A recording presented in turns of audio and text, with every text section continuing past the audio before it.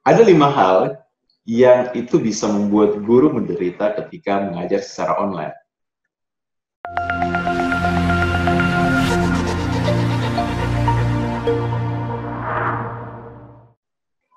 Video ini saya buat untuk Anda, para guru, yang ketika semasa pandemi harus mengajar secara online.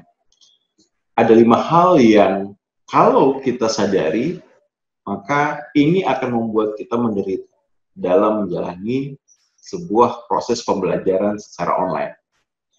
Yang pertama itu adalah derita yang disebabkan oleh koneksi internet yang tidak lancar. Harus kita akui bahwa Indonesia merupakan negara dengan koneksi internet yang masih sangat di bawah dari rata-rata negara yang berkembang. Dan itu pun kondisinya adalah koneksi internet di Indonesia tidak merata di semua daerah. Mungkin di beberapa daerah perkotaan koneksi internetnya bagus, tapi kemudian di beberapa daerah yang ada di luar kota, koneksi internetnya bisa jadi kurang bagus atau malah jauh lebih bagus. Nah, kondisi koneksi internet yang bervariasi ini tentu akan sangat mempengaruhi saat kita melakukan pembelajaran secara online. Bisa terbayang ketika misalnya sebagai guru kita dengan antusias mengajar apa yang akan kita ajarkan pada hari itu. Namun yang terjadi adalah ternyata karena koneksi internetnya jelek, apa yang kita sampaikan tidak kemudian didengar dengan baik oleh siswa kita. Yang kedua, yang bikin guru menderita ketika mengajar secara online itu adalah ketika meyakini bahwa online learning artinya apa? Kita mengubah bagaimana aktivitas kita saat offline learning ke dalam bentuk online learning. Guru harus bertatap muka, bertatap layar dengan siswa sepanjang ya proses belajar. Nah, ini adalah sesuatu yang sangat-sangat beresiko, sangat-sangat berbahaya dan bisa memunculkan perasaan tersiksa. Kenapa? Karena saat dalam pembelajaran secara normal saja, manusia itu memiliki batasan untuk kemudian berada dalam satu posisi tertentu, dalam satu fokus tertentu. Kita sangat menyadari ketika di kelas, ya kadang kita butuh effort besar untuk senantiasa membuat siswa senantiasa memperhatikan di depan kelas. Itulah kenapa kemudian di kelas kita terkadang mengajar sambil berjalan, terkadang mengajar sambil menunjukkan sesuatu. Bahkan kita memvariasikan proses belajar dengan meminta siswa berpindah, bergerak, beraktivitas. Nah, ketika harus belajar secara online dan di dalam kepala kita bahwa kita harus bertatap layar sepanjang kita mengajar, ini menimbulkan penderitaan besar. Penderitaan ketiga ketika mengajar secara online yaitu adalah saat kita sebagai guru mengajar, kita aktif, namun sayangnya apa? Siswa kita pasif. Nah, ini tentunya sangat mempengaruhi bagaimana psikologi kita saat mengajar. Nah, pasifnya siswa bukan disebabkan karena apa yang kita sampaikan tidak menarik, bisa jadi apa yang kita sampaikan menarik. Tapi memang secara kondisi ketika kita berkomunikasi dengan online, maka ada hambatan psikologis yang terjadi. Dan itu tentu saja membuat akhirnya respon siswa terhadap proses pembelajaran menjadi tidak seperti yang kita harapkan.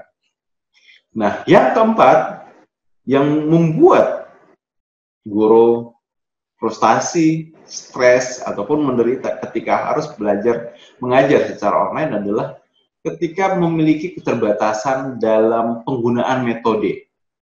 Artinya, ketika guru hanya tahu bagaimana menggunakan WhatsApp ketika mengajar, maka mungkin dengan penggunaan WhatsApp itu ada banyak keterbatasan yang ada. Dan ini tentunya membuat frustasi ataupun derita tersendiri.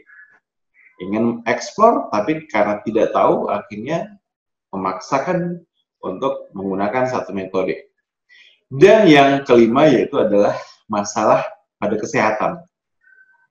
Ya, ketika kita misalnya memindahkan proses belajar secara online, dari offline ke online, kita mengajar dari pagi sampai siang atau sore, dan kemudian kita pun melakukan proses pembelajaran online tatap layar dari pagi sampai sore, maka yang terjadi ini akan sangat berisiko pada kesehatan kita. Kita karena tidak banyak bergerak, lebih banyak duduk, ya mungkin resikonya adalah kita akan mudah mengalami pegal, kemudian sakit pinggang, ataupun penyakit yang disebabkan karena peredaran darah di tubuh kita tidak mengalir dengan lancar.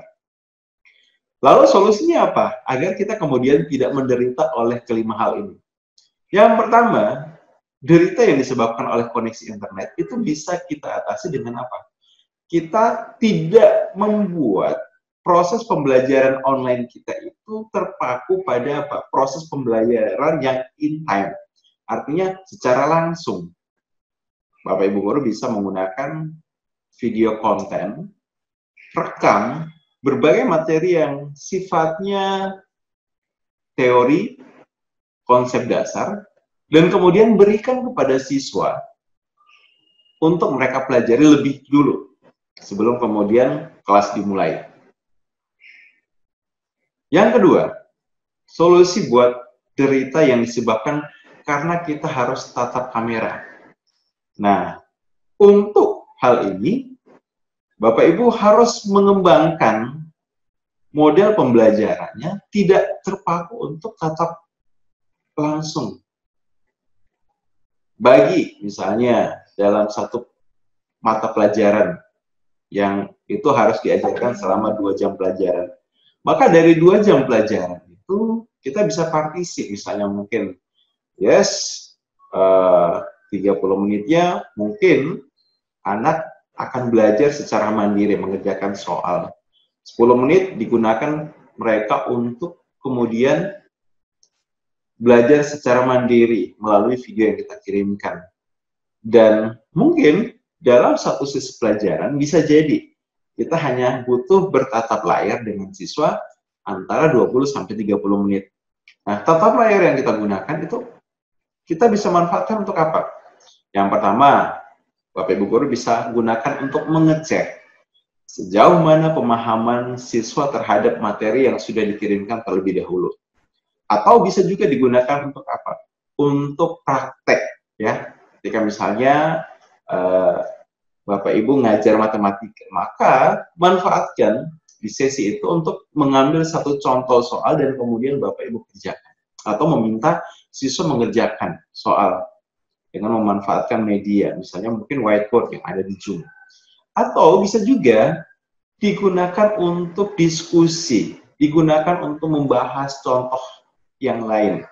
Nah, sehingga ketika pun harus bertatap layar, maka tatap layar yang digunakan adalah tatap layar yang betul-betul dibutuhkan, yang pas untuk dilakukan. Dan karena kita rancang dengan cara seperti itu, maka durasinya tidak harus full selama 2 jam pelajaran bertatap layar.